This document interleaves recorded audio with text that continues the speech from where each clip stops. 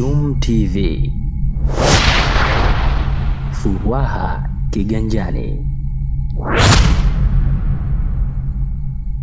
Kwa niaba ya Serikali ya Mapinduzi Zanzibar kushukuru Gavi. Gavi ni taasisi ya nje ya nchi ambayo imekuwa inatusaidia kwa kiwango kikubwa katika kusambaza chanjo mbalimbali kwa niaba ya watoto, lakini kadhalika leo wametusaidia gari, lakini kadhalika Gavi wametusaidia mambo mbalimbali kama vile mapikipiki, magari na mambo mengine, lakini lengo kubwa hasa ni kusaidia katika ugawaji wa chanjo kwa watoto ziweze kufika katika ngazi mbalimbali vijijini na mijini.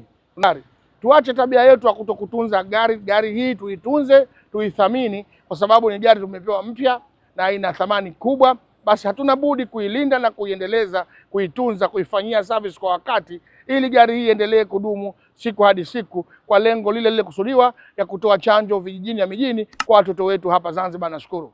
Gari hili limeletwa kwa ajili ya kutusaidia usambazaji wa chanjo. Kama mnavyoelewa kwamba chanjo zinapofika hapa nchini zinakuwa hapa mjini lakini zinahitajika zaidi vijijini. Kwa hiyo gari hili litatumika katika kusambaza chanjo, kupeleka katika ngazi ya wilaya, ambako nako shirika la Gavi limetoa magari mengine 7 ambayo yatasaidia kutoa chanjo kutoka kwenye wilaya sasa kupeleka kwenye vituo vya afya.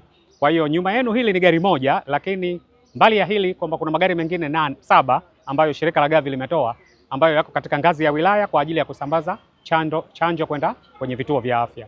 Lakini pia wametoa pikipiki 22 ambazo zinasaidia katika kuwafikia wananchi vijijini, hasa kuhakikisha kwamba utoaji wa chanjo unawafikia kila mtu katika maeneo mbalimbali yaliyoko nje ya vituo vya afya.